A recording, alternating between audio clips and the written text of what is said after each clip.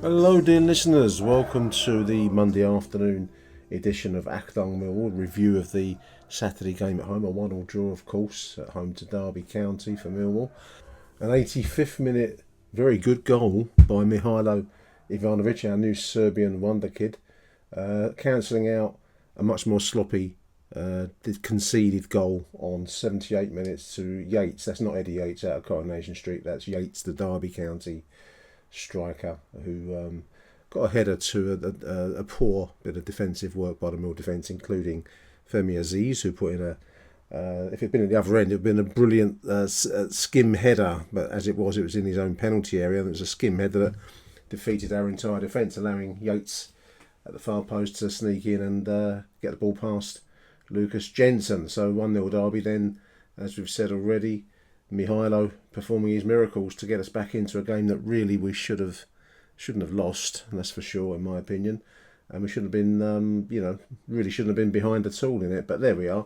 We have to be more ruthless, says manager Neil Harris. Frustrated, Neil Harris has admitted he's fed up with talking about his Millwall side's missed chances, says the Football League paper. Matt Wright speaking to Harris on Saturday. It might look like a really good point, says Harris, and a recovery, but we're better than that. We have to be better than that here at the Den. They've had one effort on goal and scored. Our mentality, says Bomber, is not good enough. We have to do better. Your Millwall 11 from Saturday was Lucas Jensen in goal. The Football League paper give him a 5 out of 10. I think I'm going to agree with that, actually. I've got my niggling doubts about Lucas Jensen, dear listeners. I said this to Ben in the first show of the weekend. Don't know. I don't think he communicates terribly well with his defence in front of him. The back line there, Ryan Leonard gets a 6 from the Football League paper. Tanganga gets a 6. Cooper 6. Joe Bryan, return of Joe Bryan to some controversy, he also gets a 6. Casper Denor and Joel Saville I thought were quite ineffective. They're getting a 6 for Denor and a 7 for Saville. Not so sure I agree with that. I mean, they 100% commitment, of course, but I didn't think they were terribly effective in midfield on Saturday. Further forwards, Duncan Watmore gets a 7. I disagree with that. I didn't think it was Duncan's best game in a Millwall shirt by some distance. George Honeyman gets 6, which may be fair return for his industry. I mean, he had a shot on goal in the first half, I recall. It was from a tight angle where, with the benefit of the TV screen on Sunday morning, you think maybe a ball back into the middle might have been the option. But he took the shot on and it was on target, and the goalkeeper had to bat it away in the first half. Romain Esse gets a 6. I don't agree with that. I think that Romain Esse stood out, like a shining light, as I've described him on other shows. Up front, Macaulay Langstaff, who hit the crossbar very unluckily, the sidebar, the post in the first half on Saturday. I thought he'd hit the crossbar in real time, listeners, and my angle made me think it was hitting the crossbar, and I nurtured that all through for the rest of the game until I saw the footage. It was a post. But it was an unlucky good shot, and there was another good save actually in the second half. The goalkeeper for Derby did well. Zetterstrom was the name of the goalkeeper for them. I thought he was their man of the match, to be honest with you. Kept them in the game. But good save in the second half against Langstaff, and then finally, of course, once he left the field, and in came our big Serb, as Neil Harris described him.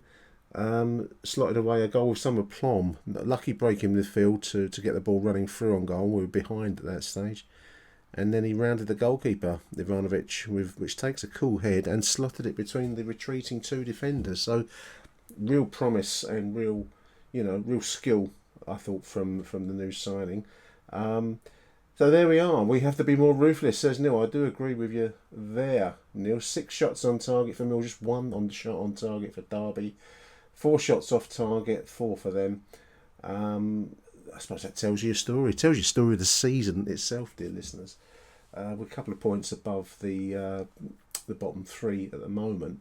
And we do need to start getting some wins. I thought we needed a win on Saturday, personally speaking. But there we are. That's a brief summary of Saturday's events. You know it probably already. But this is the voicemail show, dear listeners. And I've got a good selection of voice notes here for you in this edition. So let's get straight at it. Let's begin our listening pleasure with Jamie Mack from Australia. Let's start off with you, Jamie. Hello, Nick. This is Jamie calling from Australia after watching a match with my 11-year-old son, Rafferty.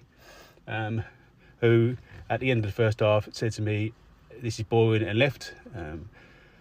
Doesn't really understand the nuances of what it's like to watch Millwall and a gritty performance, a commitment to tackles and that kind of thing. But there was definitely a lack of quality, especially in the final third. They'd come for a brawl. We'd kind of worked out the game plan already, but they were going to come down the flanks and try and put the ball into their centre forward. We had a couple of chances. Langstaff had a really good chance when he flicked it whilst holding the player off, which was showing great strength. And the keeper saved it well. We had another chance later on, which again was saved well by the keeper. Another day, one of those would have gone in. A few other half chances with Honeyman. But in general, we kind of lacked almost a bit of self-belief in the final third, I thought. Then their goal came in the second half, which was a bit drab. I think the ball got flicked on by Aziz. About the only time we'd managed to flick a ball in the penalty area. Finding their centre forward at the back who managed to get a head on it, hit the post, hit the keeper, hit the post and went in again, a bit like a comedy. And then we got levelled by a bit of comedy as well. Their centre back or their right back kicked the ball against SA. The ball squirted forwards, and then almost looking like almost like in disbelief I was watching as Ivanovic ran through, rounded the keeper and slotted the ball in between two defenders. It was like a piece of quality which wasn't expected. But hopefully great things to come from him. At the end of the day, I think more like 2 points dropped. But yeah, definitely in the win in the next game. So come on, you Lions. Cheers, Jamie. Big shout out to Rafferty and his assessment of it being boring. I don't think he was far off the mark there, mate, to be quite honest with you. Drab, I think there's another word that you mentioned there. And it was a strange game. It was a strange game. I think I said in my post-match post that I put on Twitter as I was coming out of the ground that, you can't fault the effort on both sides, in fairness to Derby. It wasn't a quality match, and the moments of illumination do stand out consequently, and that included obviously that equaliser by Mihailo. I think looks a really good player, and it'd be nice to see him start. It'd be nice to see him working in tandem with Macaulay Langstaff, who I think also is a very good striker. And somehow, in my opinion, who am I? I'm just the bloke set up in Block 1, really. In my opinion, a two-striker system will give the kind of goal return that would get us certainly away from trouble and buy us a reasonable mid-table position. Who knows what could be built from there if we can get ourselves into a solid mid-table position by Christmas. For some reason that defeats me, Neil Harris seems wedded to this 4-2-3-1 system. You see a lot of teams playing it now. Maybe it's the modern way, in inverted commas, and he seems to be wedded to it. But we're not getting we're certainly not getting the goals at the moment, and that's going to cost us if we don't liven up on that. With two good quality strikers, I think I said it in the other show, listeners. Don't know if you agree with me. Let me know what you think. I think we're misusing Langstaff. He seems like a very good assist player, a striker, but I don't think that's his top traits. His top asset. His asset is scoring goals. I think that working in tandem with Ivanovic, we're not exactly awash with talent, listeners. We've got plenty of journeyman players, honest players that will give you 100%.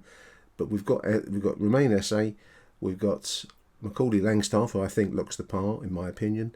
And now we've got Mihailo Ivanovic, who hopefully is coming into a fitness level where he can start a game. And they, for me, stand out. If we can't find a place in a Millwall team for three strong talents like that, I don't know.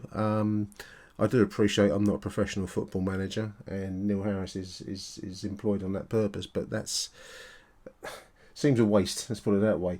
Others will mention almost certainly as we go through the show the poor quality of our set pieces and dead balls, but I'm going to leave that there for the moment because I'm certain it's going to come back again during the course of this show. But there we are. Big thank you, Jamie. Big shout out to Rafferty out there in Australia. Good, well done for watching it, even if it was only the boring first half, Rafferty.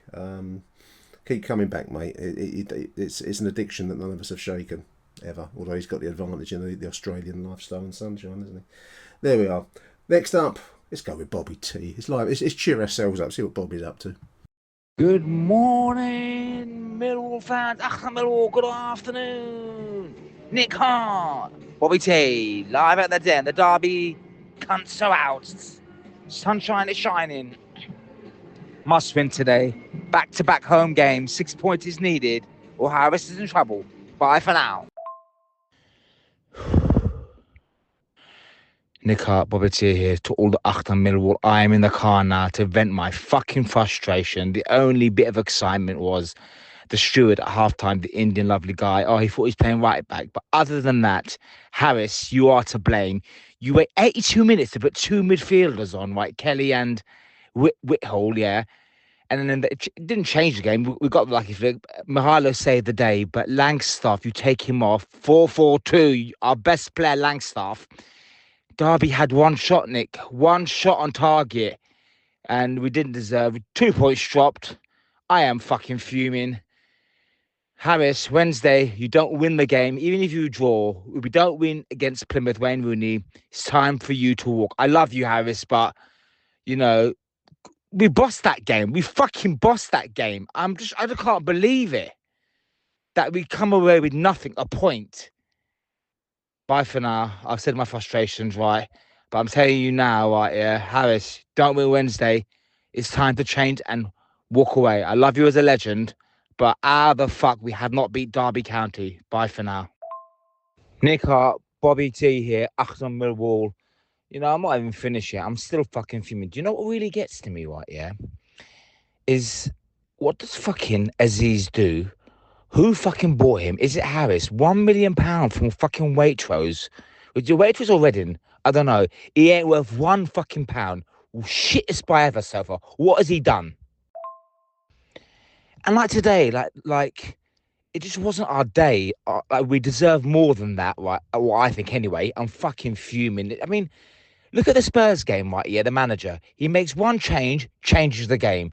And am I going to blame Harris? Well, yeah, because Langstaff was one of our best players, took him off, right? Mihailo, I thought should have started, if you ask me, right? But didn't start, right? And then he come on, right? Harris should have played him for earlier. 4-4-2, we're crying out for that. We're crying out for that. I'm just absolutely really deflated now. I'm fucking fuming. Mihailo, if he doesn't start Wednesday, I will fucking fume. Bobby T, wait 1 minute, wait. Well, Joe Bryan brings us nothing. All the shots, you know, coffee and all that. He has one good game, then one game. He's fucking awful today. Why didn't Danny Mack start? We're all crying out for fucking 4-4-2 Achtung Millwall fans. We're all doing that.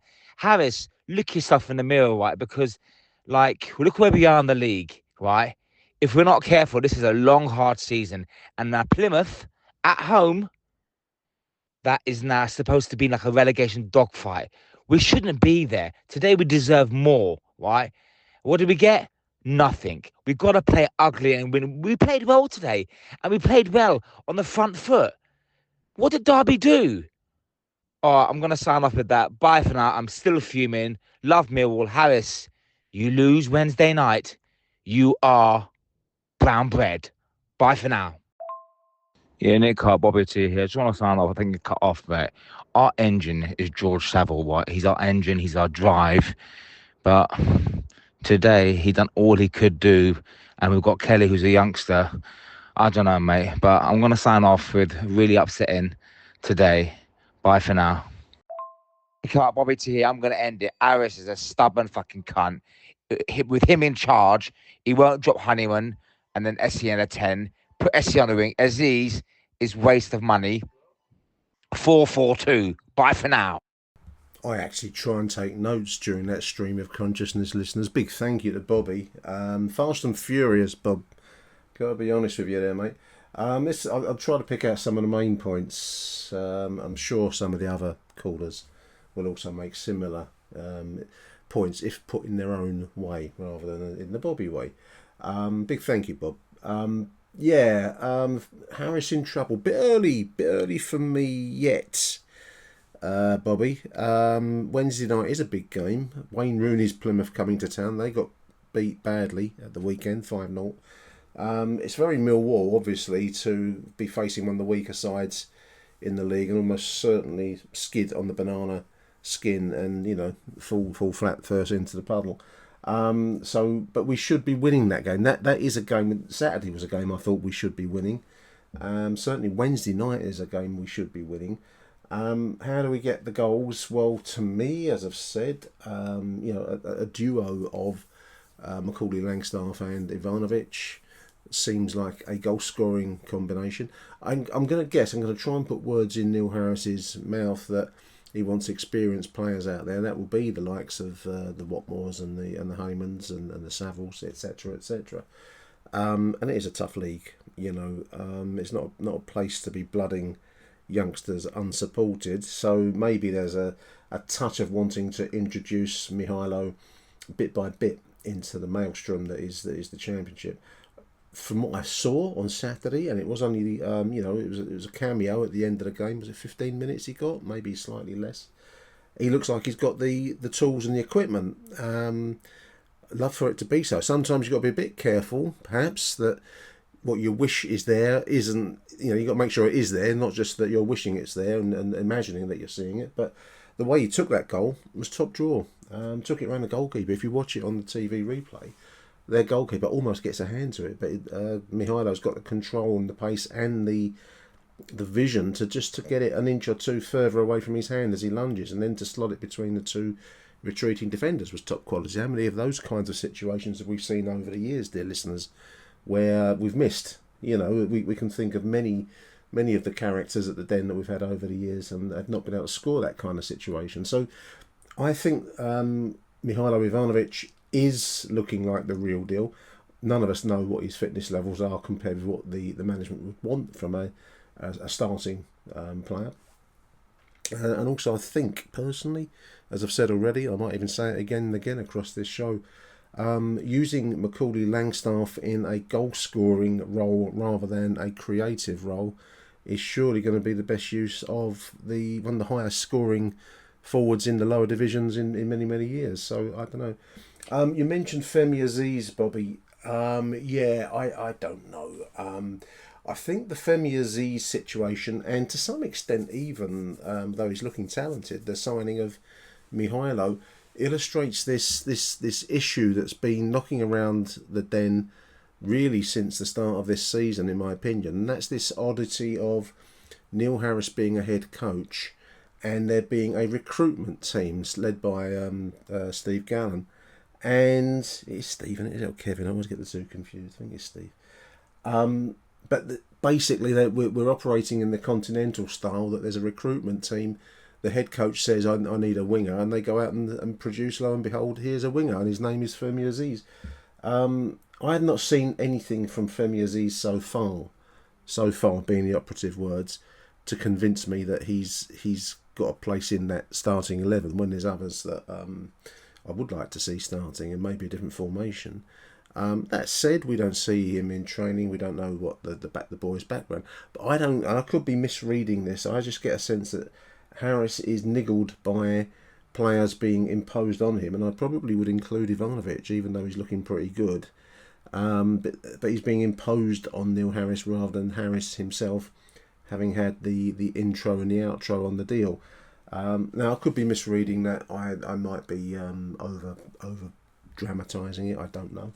We do love a bit of a soap opera drama down the Den, and but I just get this sense that some of the descriptions, I think he called jokingly Mihailo the Big Serb in a post-match interview, and it's just got a slight touch of he's not my man quality about it.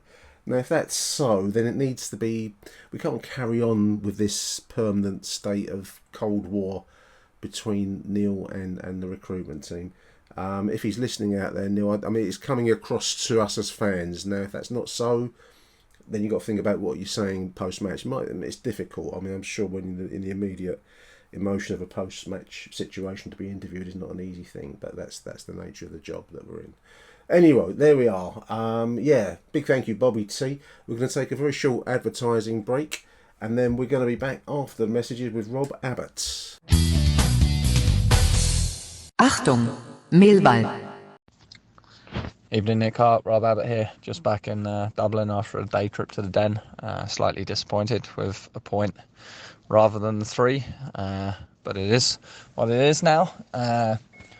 First half, we didn't have a lot of continuous momentum, a lot of continuous pressure. I didn't think that we played that bad, but the game was quite slow. There was lots of stoppages.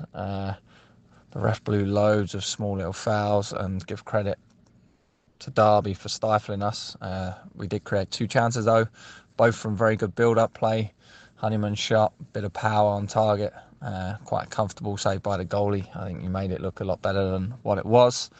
And then Langstaff hitting the post, which, I think he's got the score. I've looked at it 3 or 4 times. Then again, he's really unlucky how it's hit that angle of the post and stayed out. But 2 good pieces of play by us to create those chances. Not much else there. Derby weren't threatening at all. Second half, there was a little bit more pressure from us at the start, a bit more momentum, a bit more front foot play. No real chances though, apart from the Langstaff one, which he created himself with the ball over the top. He's robbed their number 6, who I thought had a good game overall. And then Langstaff's unlucky again. It's a world-class save by their goalkeeper. Then, we concede a comical goal. But after that, the big Serb's come and got us a point. 19 years old, he looks a good player, hey? A few little things from me of note of the game. Our set piece, attack-wise, whether it's the long throws, whether it's the free kicks, whether it's the corners, they need to improve. We need to get more outcomes from them. Have we got anything else up our sleeve rather than aiming for Cooper, Tanganga the whole time? Do you remember Norwich last year at the Den? They come along and they had 2 genius little moves that they obviously worked on from corners, and they got goals from them. Surely we can come up with something like that. But yes, Adam Barrett is our set piece taking coach, I believe. So I'm not expecting it, but it'd be nice to get an outcome from one of the numerous chances from set pieces. Or can we improve our delivery first? Number 2, the big Serb is a good player. Okay, can we get him and Langstaff playing together potentially in midweek? Will Harris go for a 2 up top? I like Langstaff a lot. I think he's a very good footballer, and he will score goals for us, I think, in the long run. But will it help him plan with someone who's a bit bigger, a bit stronger?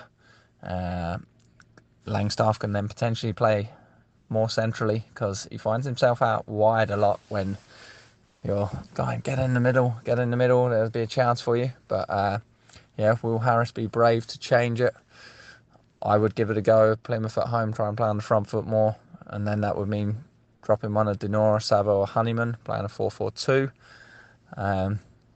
Other thing from today, Femi Aziz come on and looked absolute woeful, in my opinion. Didn't have any impact on the game.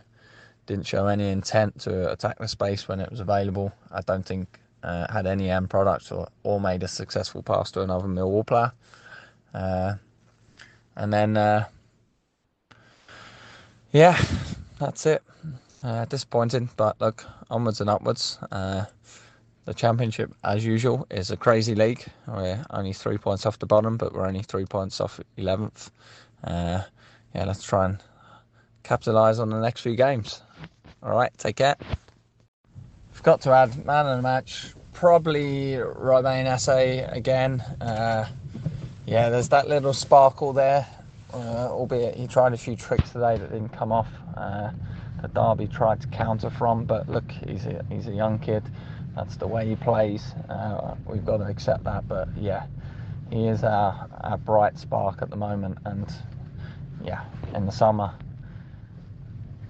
knowing the fees of some of these Championship players around, he's going to be a 20 million quid man if he carries on, and hopefully he does, and hopefully he brings some success to us throughout the season. Big thank you, Rob, out there in Dublin, mate. Well done for coming over. Long way to come for a fairly drab performance overall. There were some moments, as you say. I mean, I think Langstaff will be disappointed with himself not to have got the ball in the net in that one chance he had where he hit the post in the first half. I wanted to mention Lucas Jensen, and in fact I've had a text message from Dave Rouse, who's a listener to the show. Dave, you sent this through as a text message rather than the voice notes. I'm going to pick out the main elements here, and Dave is criticising the goalkeeper. He says doesn't want to talk about the game. There's not much to talk about.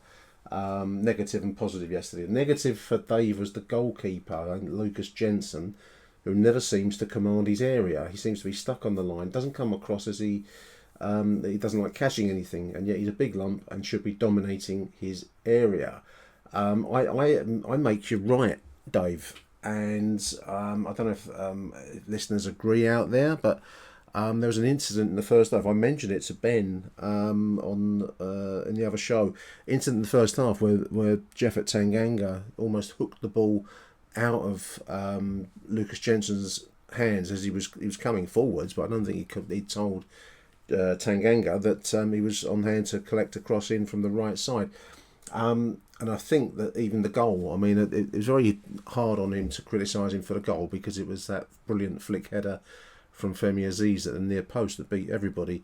And I don't think that you can particularly criticise Jensen in that sense, although obviously the ball coming in off the post, in off him and back on the post and all the rest of it, slapstick times. Goalkeepers have to have a touch of luck about them, and he wasn't lucky with that situation. But I don't want to see him dropped, and I'm not digging him out, but I think there's got to be some work on the communication between Jensen and his central defenders. As Dave says, you've got to command your area. He's a big boy, he's entitled to command his area, and he's got to use his physical size more. Certainly there's got to be more coordination between the central defenders. At times across this season, he had a wobbly start, of course. But he's a good goalkeeper, he's a good shot stopper, but that communication does seem to be a bit lacking. Rob, you asked whether we'll see two up front on Wednesday. I'd love to see two up front. The reason I don't think that we will see two up front is Neil Harris is at heart a conservatively minded Football League manager, and very rarely do managers make radical changes like that. I think also he probably would reply that with Langstaff up front, there's no other attacker on the bench apart from Ivanovic to bring in to change games. And he's complained repeatedly to the press about our lack of resources and made comments along the lines of not having game-changing substitutions like other clubs have. So for that reason, I don't think we'll see two up front on Wednesday night against Plymouth. I'd love to see it, but I don't think there's no replacements on the bench in that case. So for that reason, I don't think we will. Man of the match yesterday, yeah, absolutely, Rob. Everything you said, mate. I mean, I think we've said it all a good few times. The value of SA is rising exponentially. If that's the right word. Let's go to our next voice note. It's another Rob. It's Rob Woodford. Let's have a listen to Rob. Hello, Nick. Rob Woodford from Block 4. A little bit disappointed with that today. It felt like, it was one there we should have got finished in the first half, to be honest, because I didn't think Derby were too much of an attacking threat. And the one that hit the post was a shame, wasn't it? But having said that, it's better than nothing. And the boy took the goal well. And I thought that the work rate was very good today. It just means that sometimes you just lack that bit of quality, don't you? And we're going to need to find some because things are getting a bit tight there at the bottom. The only quality for us really on show was Romain again, called out with egos, and so many journeyman footballers in our team that we got to be pleased that they do work hard, because otherwise we're not going to get the points, are we? Their goal was a mess. I mean, our goalkeeper, I hope he went round the club shop after that game and bought himself a cap, because you can't play football with the sun coming in your boat. That was ridiculous. Anyway, listen, enough nonsense from me. I'm waiting for a train here. And Thoroughly enjoyed Wall Talk, another really good one with one of my heroes as well, Trevor Lee. I was just a bit disappointed you didn't sing the old song there. I'll tell you what, I'll do it for you. How's this? He's here, he's there, he's every fucking where. Trevor Lee, Trevor Lee. Tell you what, we could have done with somebody like that up top today, couldn't we? Roll on Plymouth. Maybe their season's blowing up now. It'd be a good time to play them. I always thought that today was the chance of getting the 3 points, because we don't normally fare too well on a midweek game, do we? Let's be honest. A lower gate and lower, atmosphere. It sometimes doesn't work. But let's hope we can get a result, because the fixtures are coming thick and fast, and we've got some tough ones coming. All the best, mate. I should put you on the voice, Rob. What a voice, mate. Yeah, the old Trevor Lee song. I should have done that, shouldn't I? I fell short there. No, Wall Talk. It's really interesting doing Wall Talk, dear listeners. Obviously, this kind of show and the live stuff and all that kind of thing that I do reminds me a lot of working on doing the fanzine. I used to love doing the fanzine, a lot of hard work producing it, but you had that sense of, I don't know if anarchic is the right term. I don't consider myself an anarchist, but you're not constrained by any rules and regulations other than the law. So you can have a bit of fun with it. So this is very much a fanzine style show. That's how I picture it from my side.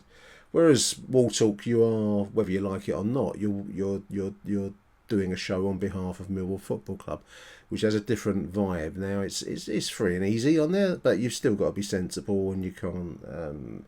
You got to be, choose your words sometimes. Where maybe on this show you might choose them quite so carefully. But it's really interesting getting to talk to some of the players. Trevor Lee was a hero for me, mid-70s, with Phil Walker, who sadly passed away. It'd been lovely to get a pair of them in the studio. But Trevor's still going. He's a character. And it's just wonderful to be able to speak to and get to know and, to some extent call a friend now. A player that I used to idolise from the terraces. Could we have used him? We could use Phil Walker, Rob, and Trevor. Wouldn't that be some combo in our team at the moment? Certainly could have used him out there, mate. Yeah, we've mentioned the goalkeeper already. I would suppose the sun in his eyes. Is that a valid excuse, listeners? I don't know. Work rate, thank God we have got a work rate. And I would not fault our side. They're journeymen, as you've said, Rob. But I can't fault their ethic, their ethos, so to speak. So a big thank you, Rob Woodford, and thank you for the rendition of an old favourite number there, the Trevor Lee song. Big thank you, mate. Let's have a listen now to John Rankin. I haven't heard from John for a while. Good to hear from John. Let's have a listen to him. Hi Nick, John Rankin here, just ringing in with a voice note after the 1-1 draw at home to Millwall Derby. We're just working our way along the traffic jam in New Cross Road on our way home. And I was just saying to my son, it feels like a sort of victory, really, with the end of the way we came back there. I mean, it's a shame to see such a beautiful goal scored by Ivanovic that we haven't walked away with 3 points. But there you go. I mean, I'm just pleased we come back and didn't suffer a home defeat. The Derby goal was up the other end from where we sit, just looked like a bundled-in corner. Our set pieces weren't the greatest today. Either the ones we took in offence in attack, or the ones we defended against. I don't think it was our strong point, which is unusual actually. I think it was a pretty even match. I mean, our midfield looked a little bit. George Saville made some good contributions, but they weren't really showing for the ball, and I think Jake Cooper and Tanganga were being put under a bit of pressure by the lack of our midfielders dropping deep and receiving the ball and turning. And I still think our midfield is not a finished article, and I still think we miss Billy Mitchell. I think Casper Denore and George Saville play the same type of game, and you need that foil there. You need Billy Mitchell to come in and win the second ball and retain ball. And just give an outlet to the centre-backs to pass it forward. Even if he does pass it sideways and just holds the ball up, at least he's making space. So I think our midfield is part of the problem at the moment. Having said that, I mean, Roman Esse always looked dangerous on the ball. Rhineland had a strong game. Joe Bryan played well. I think he played better defensively than he did the last two showings, although the jury's still out on me between him and Danny Mack. I think Danny Mack does really well in that right back with that left back slot with a right foot. So I think Danny Mack was awesome against West Bromwich Albion, and I don't know, do we need creativity that deep on the pitch? So there's one that's a real manager's conundrum now. So anyway, 0-0 at half time, pretty even, pretty subdued, and then the game only really started to come alive, I think, when Derby got that scrappy goal. And what a response from Ivanovic. I'm so pleased for the kid, and I was pleased for us as well. I mean, it was a 6 of 1 half dozen ball played over the top, and he ran it down. He didn't look favourite, and then I think the centre half stumbled a bit. He used his upper body strength to lever him out the way, got onto the ball, and all of a sudden he found himself one-on-one against the keeper. And what a position to be in. At home, at your new club, one-on-one, talk about the pressure. I mean, it was a big crowd as well, and he showed wonderful composure. His acceleration was great. He had an extra bit of acceleration just to go that yard round the keeper and left-footed it into the net, and he left the two Derby defenders on their arses. Absolutely excellent. So, I don't know, it's a valuable point. Could have been 3. Shame we let a goal in, but the highlight for me was seeing Ivanovic get his debut goal. I think we need to work much more hard on our set pieces, defending and taking them. We just seem out of ideas. I mean, the only idea we seem to have is float it up in the air for Jake Cooper to get on the end of, and he just gets marked out of the game now. So I think that's one for the coaching staff to think about, working some short passes and, I don't know, doing some shooting practice and just doing something different, because teams have got us sussed. So anyway, over and out, and good luck to everyone. Come on, you Lions. Cheers, John. Yeah, set pieces, dead balls, the long throws. We look so unimaginative, don't we? Certainly agree with you that the coaching staff, which apparently is Adam Barrett, need to work on new routines. Anything, really. We look at our best, listeners, and see if you agree with me on this. In my opinion, we look very poor on our traditional Millwall strengths, which is, balls hit into the box from dead ball situations. For some reason, we only ever aim at Jake Cooper, who gets rugby tackled and referees let it go. It seems to be a thing that Jake Cooper cannot be given a foul against, in our favour. But that's all we seem to aim at. Now, we do have other tall players. We do have other options. We certainly don't have anyone that can take a shot on goal. That's one thing I would say we really miss with the loss of Zian Fleming. Because none of the efforts that we saw on Saturday were remotely acceptable from dangerous situations. Edge of the penalty area, dead balls. They should be whipped in. You won't always score them, and not every player in the world can be David Beckham. But those are dead ball situations where we really do need to make more of. We're making nothing of them at the moment. Now, I don't know, amongst our squad, do we have players capable of hitting a dead ball? It wouldn't surprise me at all, because I think these are big time players, and I mean big time in the likes of Romain Esse and Ivanovic and possibly even Macaulay Langstaff. If you give them a chance to shoot on goal, even from a dead ball situation with a wall in front of them, they're probably going to do you a job. Certainly can't do any worse than what we saw Saturday.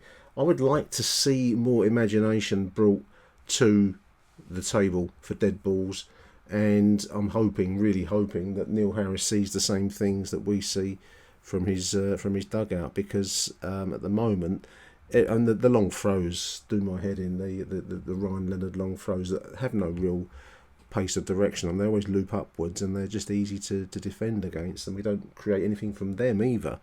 So we look at our best. That was the point I was going to make before I sidetracked myself. We look at our best where we have short-paced passing, like the situation that almost produced the opportunity for Langstaff hit the post. but that was a series of triangular short-paced movement. Now, that's not been traditionally our strong suit, is it? But that's where we look at our best, in my opinion, and that's some of the best football we've been playing this season. But certainly the old school Millwall hit a long ball routine. We look very toothless. So work to be done by Adam and his advisors, his creative advisors. We're going to take a quick break, listeners, and then we'll be back after these messages with Michael Avery. Achtung, Millwall. Well, good morning. After yesterday's performance at the Den, Millwall v Derby County, this is Michael Avery here. Interesting one. I'm seeing a lot of people say it was 2 points lost, and I think if you look at clear-cut chances, you could argue that was right. Langstaff obviously having, or Langstaff, as it likes to be called, obviously, having, I didn't think he had too bad a game. He, hit the post, had that good save by the goalkeeper, and at times looked quite dangerous. But in the first half, I caught up with Nick at half time. For me, the first half was very much like two mid-table teams who, or they played like two mid-table teams who didn't have a lot to go for. Neither were going to go down and neither were going to go up. It was very flat, not a lot real in the final third. A few players looked off. Some of the passing was wayward. And let's be frank, it wasn't an ultimately very good game of football to watch. I don't think the referee painted himself in much glory, in truth, but I don't like to blame referees or decisions too much when things sort of don't go your way. But there were some that I was scratching my head at a little bit. The goal, you can argue, everyone, you've seen, the sun in their eyes this and the sun in their eyes that, they can't see. But, the Derby players had exactly the same sun in their eyes as was looking the same direction the corner was coming in from, and they seemed all right with it. So I think you can argue as a little bit of a calamity of errors there, which led to the goal. Goalkeeper could have done a little bit more, I think, especially the way he was flapping at it. But I have to say, the big Serbian's finish to equalise was a real moment of class for me. I think when he started running with the ball, I thought he looks good, he looks pacey, and it was good he wasn't slowing down. That's a bit of an art, to not slow down when you're running with the ball. Done really, really well running at pace, got round the goalkeeper. And there was a bit of me thinking, knowing the way our luck has been sometimes, that the defenders will get back and clear that off the goal line. But it was a great finish in front of the CBO end. And there's been some question marks with him, with his fitness and, who signed him. Was it a Gallen signing or a Neil Harris signing? But it was a good finish and he did okay when he come on. And showed a lot of maturity for someone so young. Coming away from then, I think if either side would have won that, you could argue, the others would argue that they should have got something from it. Did either side deserve the win? I don't think so. But again, yes, we didn't lose, so a point's a point. But we're in a situation now where, we just can't keep drawing games or keep near that relegation zone. So need to pick it up big time midweek, especially after the Plymouth result yesterday against Cardiff. So let's hope they go into the game with a little bit of a naff run of form. And you never know, we get 3 points. Come New Lions. Cheers, Michael. Yeah, 10 games into the season. I think, as we said with Ben in the previous edition of the show, Kenny Jackett's 12-game mark was the traditional point where you start to look at the table with seriousness. So we're just a couple of games away from that moment. In fact, that will pass next week at Swansea. So as it stands at the moment, dear listeners, we're on 10 points, 2 points above Cardiff and Coventry, who are 21 and 22 respectively in the table. Portsmouth 23 points actually, also at 23rd position on 8 points. So yeah, in fact, QPR on the bottom are just 3 points behind us. So it's not time yet to get itchy and scratchy. I mean, going back to Bobby and this Wednesday night deadline type thing, I think it's early for all of that. But there still seems to be some issues and some situations at the Den that need to be resolved. We've said already the kind of rivalry of the Steve Gallen and Neil Harris doesn't really help anyone. That needs to get resolved. Now, whether that can be resolved amicably or it has been resolved amicably, maybe, I don't know, but you don't get that sense. We certainly need a rock solid regime at home, certainly. It was interesting to see Jimmy Berylson over on I suppose he's going to be there for Saturday and also stick around for the game on Wednesday. Interesting to know what thoughts he may have been having, because certainly the first choice 11 at Millwall is not a bad 11. Not brilliant, but not bad. And if we're not using our top talents to start with, and I'd accept that fitness may have, caused Ivanovic not to start, but Langstaff and Ivanovic are two good goal scorers, and you would think, as I've said already in this show, that that's a starting point for any decent side. Goalkeeping concerns, I've said what I think already. I'm going to leave it there because I don't want to flog the boy, but I do think communication needs to improve. Okay, dear listeners, next up on Achtung Millwall voicemail show is going to be Charlie, followed by Dave Baccarini in Australia. Let's have a listen to Charlie first. Hey Nick, Charlie here, just sending in my thoughts on today's game. Before the game, this was sort of not a must win, but games we should be winning at home, especially. I'm not too bothered about away, but I think it is 2 points dropped today. The chances we created compared to them. Langstaff, I like him a lot, to be fair, and he's just getting a bit unlucky at the moment, hitting the post and watching the replay back. The keeper has made a great save in the second half with him. But yeah, first half I thought we were good. SA just doing what he does brilliantly on the ball.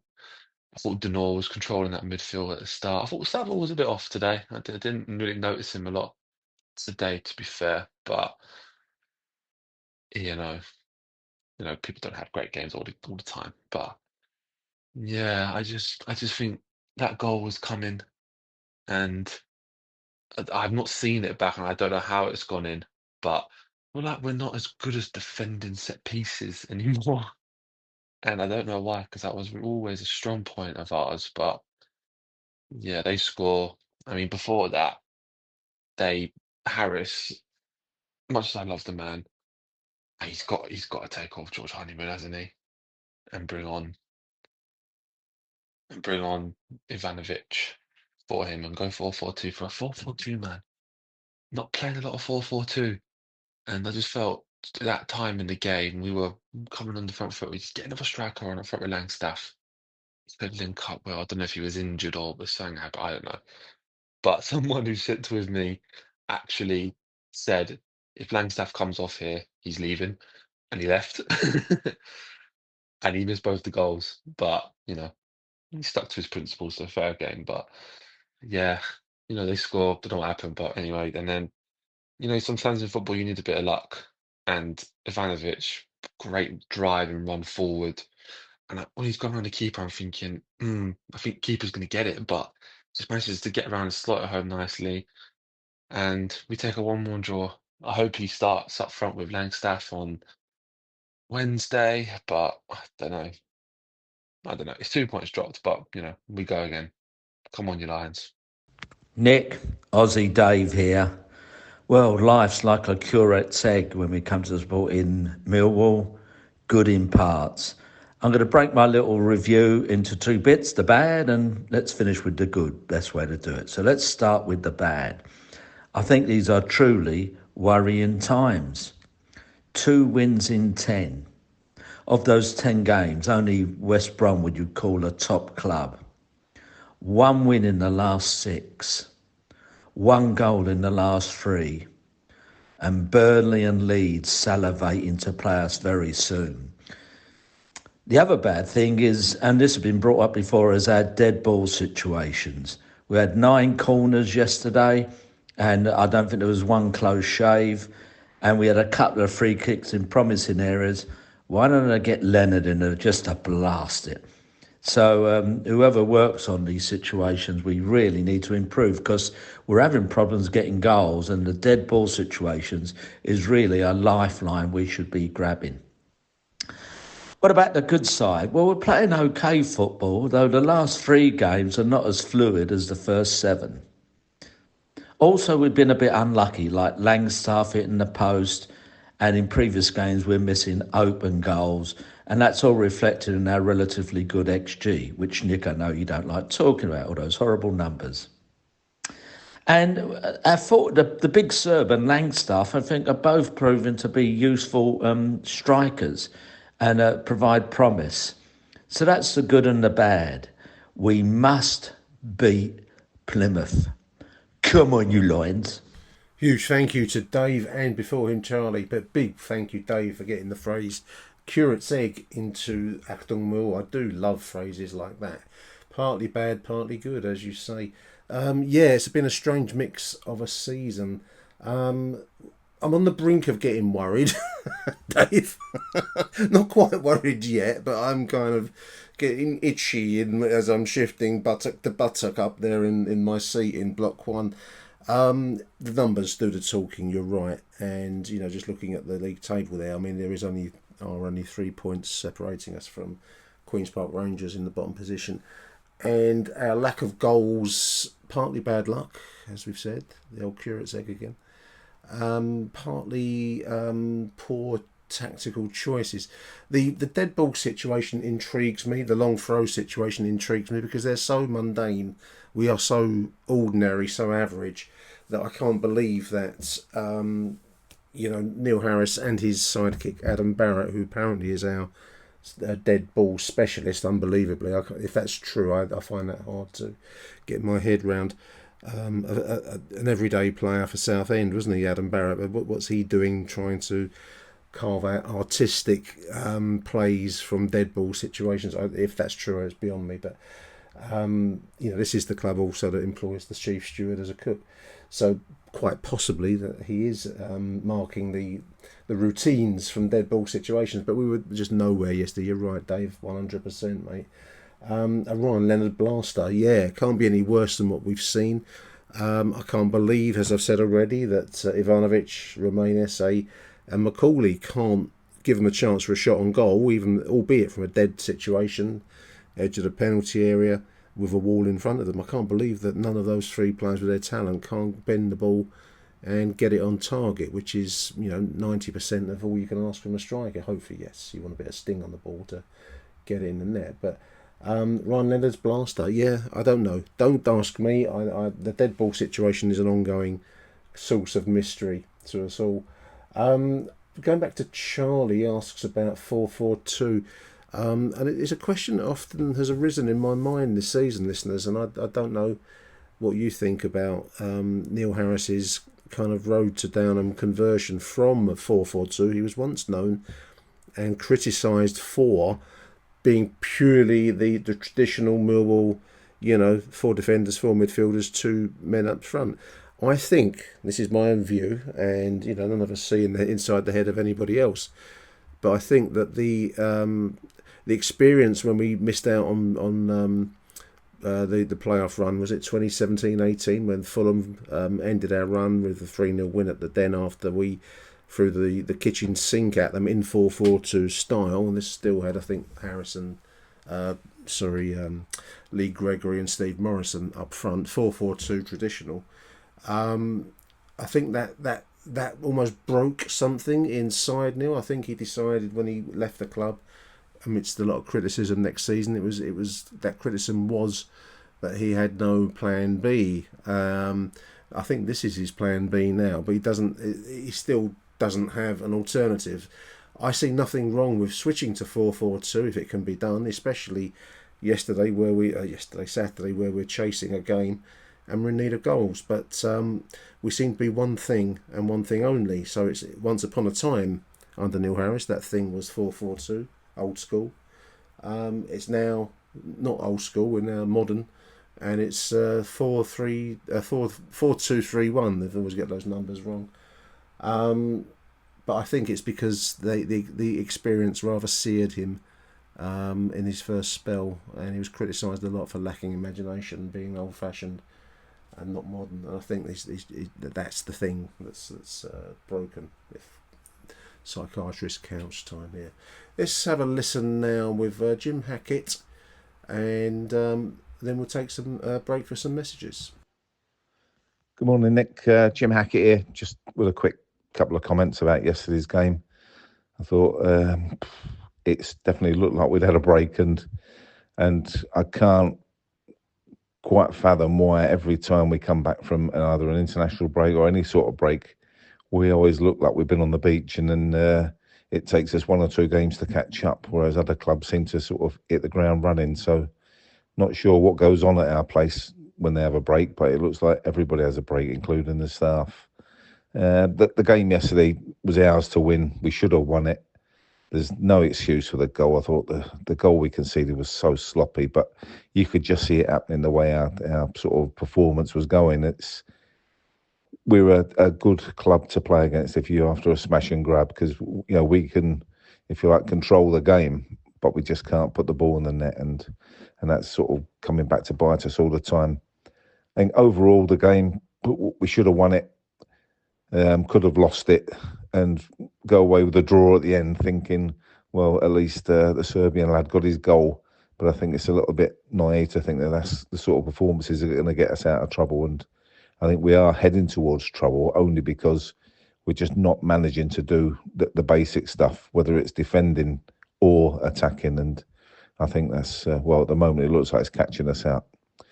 Back four, not a lot of problems there. I thought Leonard, again, just did what he does. He's as a one fullback, he's absolutely fantastic and doesn't give a lot away. Brian on the other side, I still think he's a bit of an accident waiting to happen, but again, he did his bit yesterday. Tanganga and Cooper sort of mopped everything up that was coming at him. But the goal that the opposition scored, it was a flick. I think it was Aziz who got the flick on that enabled them to get the winner, to get their goal. So, something's got to be done about that. The midfield played okay.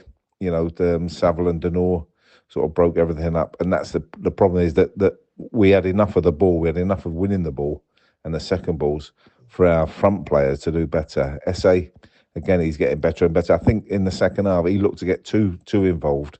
So he wasn't in places where he probably should have been. And by sort of transferring himself all over the place, he actually didn't help us too much. But at the same time, every time he gets the ball, you just got a feeling that something might just happen. Honeyman, probably more yesterday as a midfielder than as a number 10.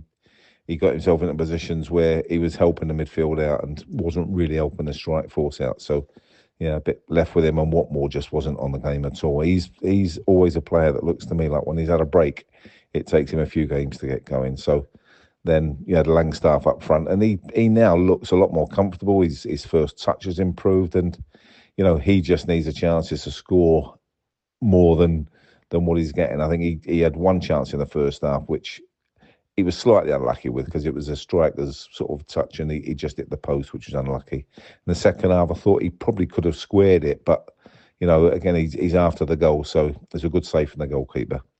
So I wasn't too unhappy with him. It was just the performance overall. I'm not convinced by the goalkeeper, but I'm not sure how good Roberts is either. So, we're sort of left with what we've got. In terms of the lad come on, the Serb, and his goal, that was a good striker's goal. And for me, if he can do that, and he showed enough pace to get away from their players and took the ball around the keeper fantastically well. So for me, I think that the writing's on the wall that he's going to get his chance, and he should get it. And if it was me and I was picking a team for Wednesday night, I'd have him and Langstaff up there, because I think Langstaff now can hold the ball up well.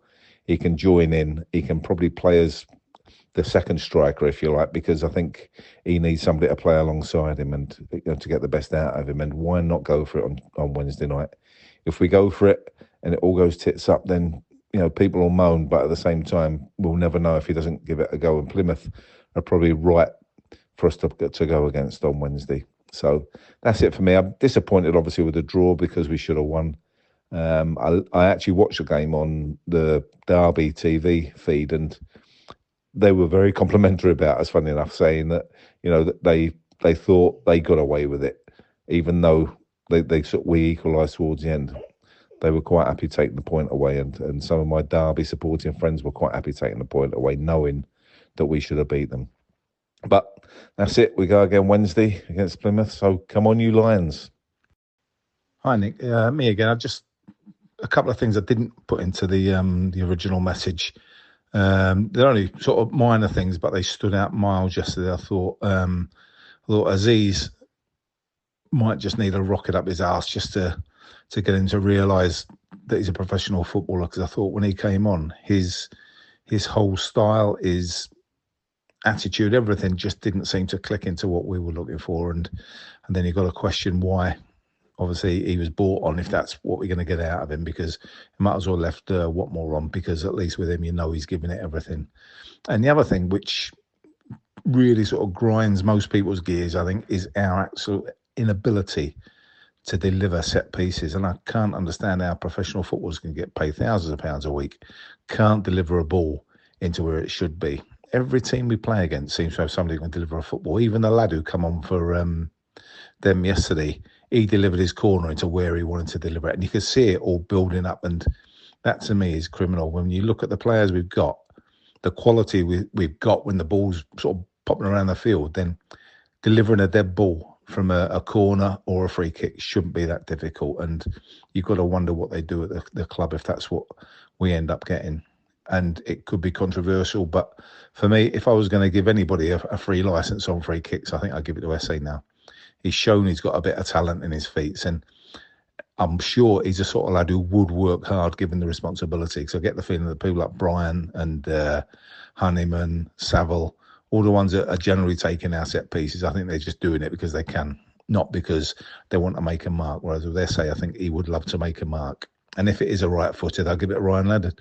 Let him smash something just so that we can see that there's some effort going into it, because everything we did yesterday was pretty woeful. And I know it's nothing, but, for me, it just sort of really pissed me off yesterday watching that time after time, that every time the ball goes in the air, Cooper either gets fouled or he fouls. There's nowhere in between. So, sorry, Nick, should have put this in earlier. Take care, mate. Bye-bye. Achtung, Millwall.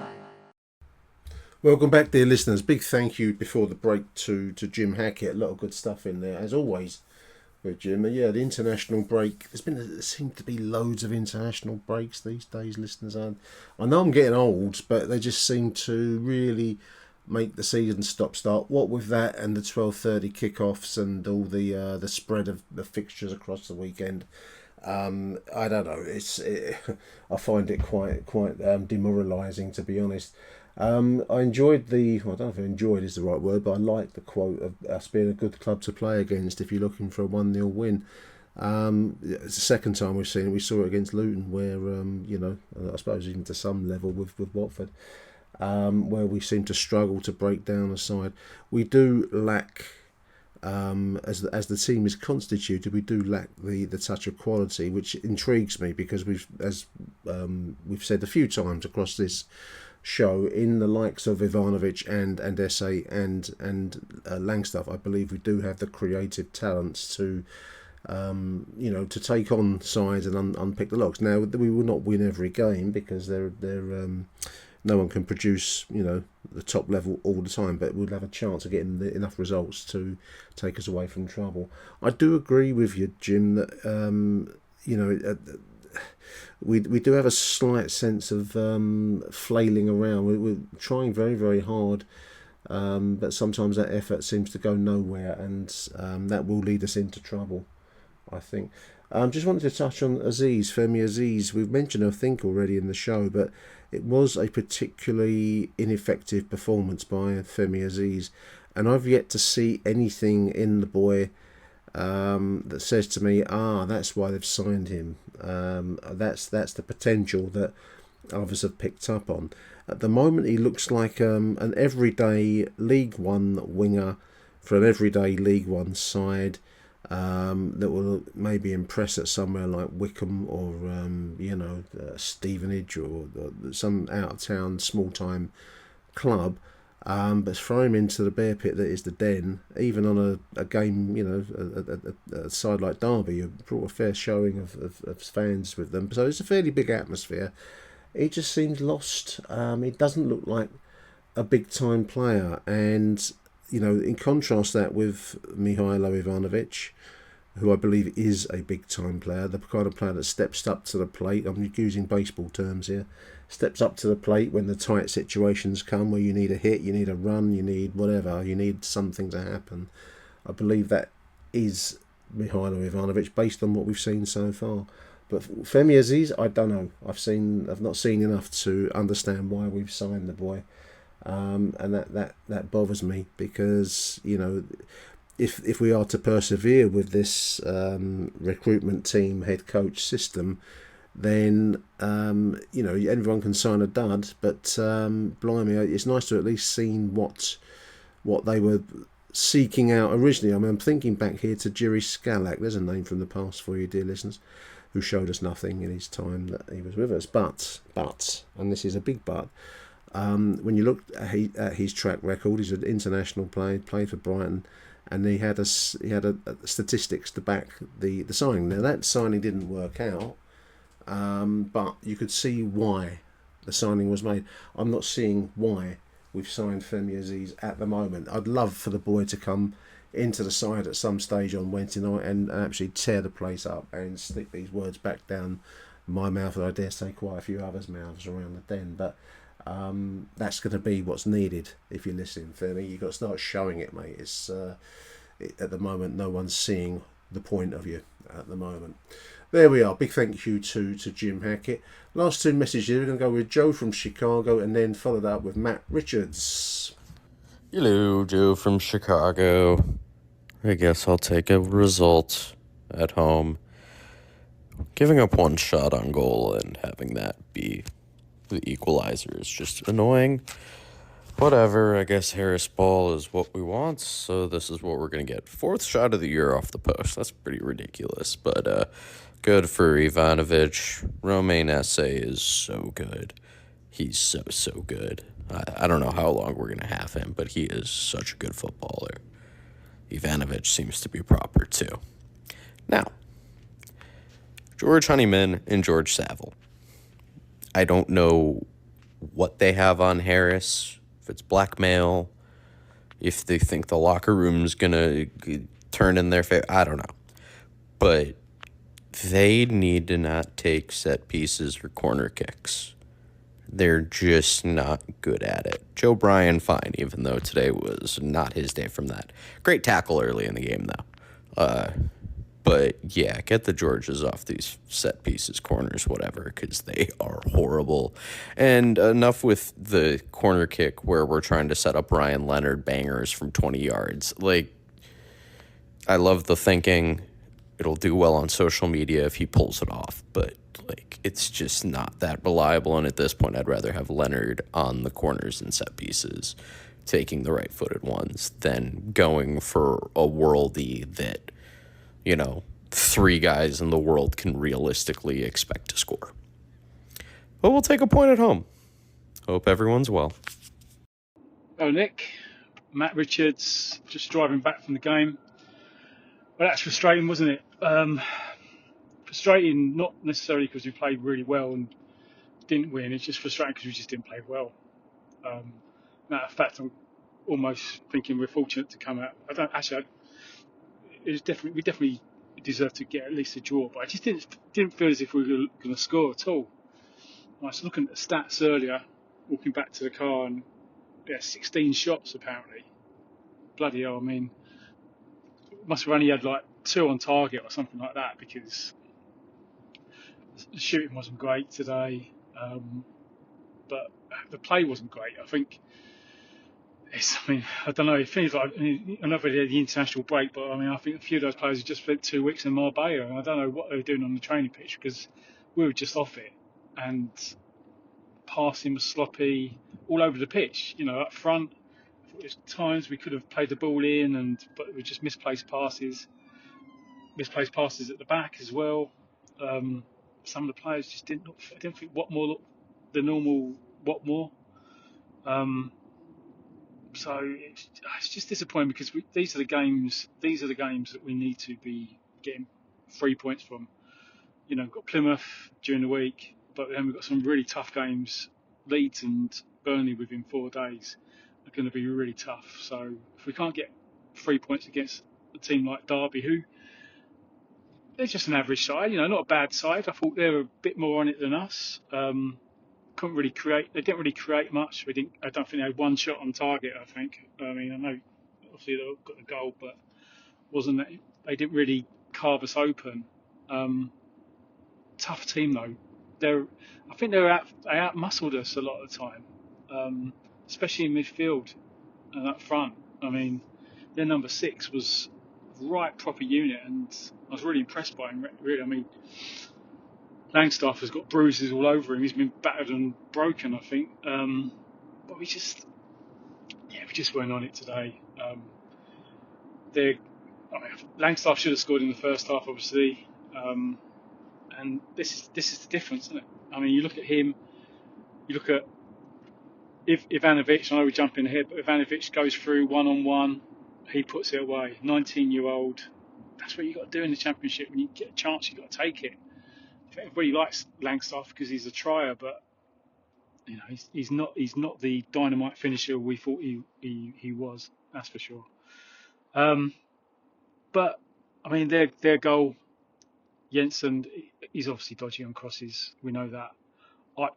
I'm kind of, I think we should give him a bit of a get agile free because the sun over there was. I mean, we need to fill in that corner. Basically, we need to fill in that corner with the Den because the sun is the low winter sun, right in his eyes. But I haven't looked at it back, but it's another cross which he's kind of not managed well, and they've got a scrappy goal, and you're thinking then that we are going to lose because it just didn't look as if we were going to score at all, and it's a lucky break, I think, but Ivanovic is onto it. He shows good speed and great quality and calmness to. I mean, you don't see it often nowadays. Players go around the keeper, but a 19-year-old in front of Coblo Lane end just took it around him and just placed it in. Just superb finish. And I think that's the highlight of the game for me. In so much as you come away from that, and you think if he can do that, then and he's barely played yet. Then we have got a good quality player there. So that was good to see, and it's but we still never felt as if we were going to win the game. Players wise, well, I think defence was a bit rocky today. Cooper and Tanganga, Leonard did well.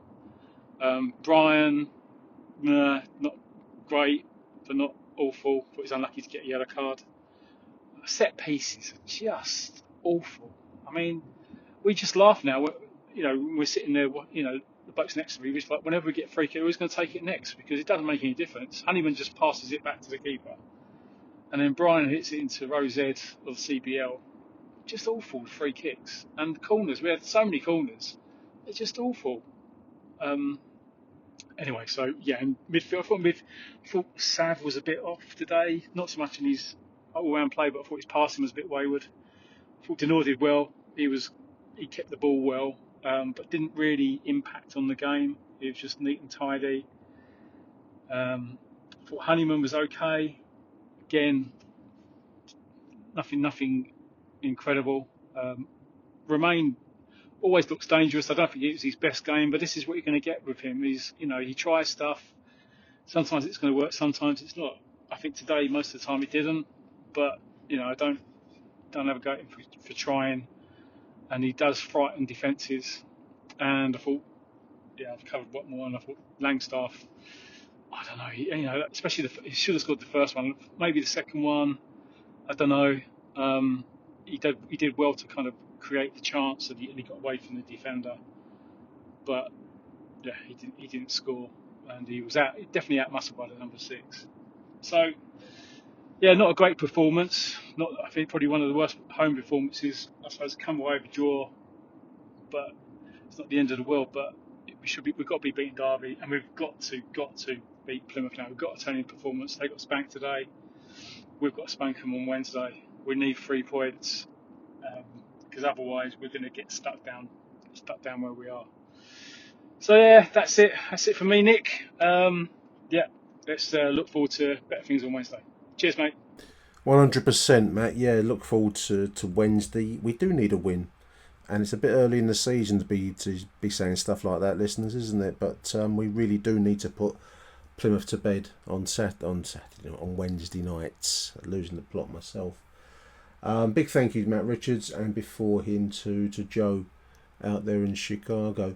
Listeners, I just want to close this show by mentioning the 4th minute round of applause. The most tragic story. You've probably all seen it on social media. I make no apology to repeat it here. Former Lions striker and many other clubs, Matt Smith's young son Madison, 4 months old, passed away. Tragic news. I hadn't realised that Steve Bruce's daughter was Matt Smith's partner. So big shout out to Steve Bruce. I've always had time for Steve Bruce, one of the old school honest players of the game, and now manager, of course, various clubs. But football just is so meaningless when you set it against news of that kind. What 4 months old to be losing your child is heartrending. I can't imagine it. You can try and put yourself in the shoes of somebody else. I'm lucky enough not to be able to imagine it. I hope you are too out there, listeners. It just reminded me, Bill Slack did the walk last week from the Den to Stratford, to the West Ham Stadium. And we were walking through the Isle of Dogs when we got a FaceTime call from young Oscar, who is the beneficiary of the GoFundMe appeal to try and fund his treatment in France. And same thing, the same emotion. You think, blimey, how would you handle that? His mum is a tower of strength, Natalie. Got to say hello to her and to Oscar while we were walking.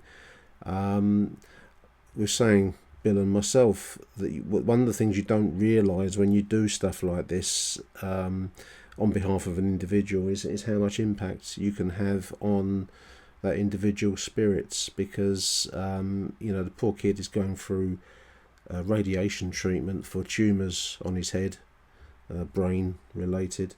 It's groundbreaking treatment in France, and draw your own conclusions. If the NHS is not covering it, and you're groundbreaking in France, well, you're in a serious situation. He lost his hair, and it was very cheery, very chirpy. We had a few jokes about taking him down the Den, and laughing about him being a West Ham, in one of their youth teams, and all the rest of it. But no, talk about stop you in your tracks in life terms, because blimey, Matt Smith and his partner, and Steve Bruce and his wife too. What they're going through cannot be imagined, in my opinion. So I just wanted to dedicate this show to the memory of young Madison, and also just to give a shout out to anyone that can still donate to Oscar Fair's appeal. I'll stick the link on the show notes for this show. We did pretty well with it. The level of the funding, which was originally set, the target was 100,000 for Oscar. It's down, I think it was 127 when I looked the other day, so he's doing well, but we can only pray that treatment is successful. But there we are. Well done to Carl Bates. I've seen a social media clip of his commentary whilst the applause is going on. Well done to everybody in the Den, Derby and Millwall alike. Well done to Carl for finding the words in that situation. I'm not sure that I've quite matched his eloquence there, but anyway, big shout out to Carl Bates. So there we are. Rest in peace, baby Madison. Thoughts with our ex-striker Matt Smith, his partner, and the entire family.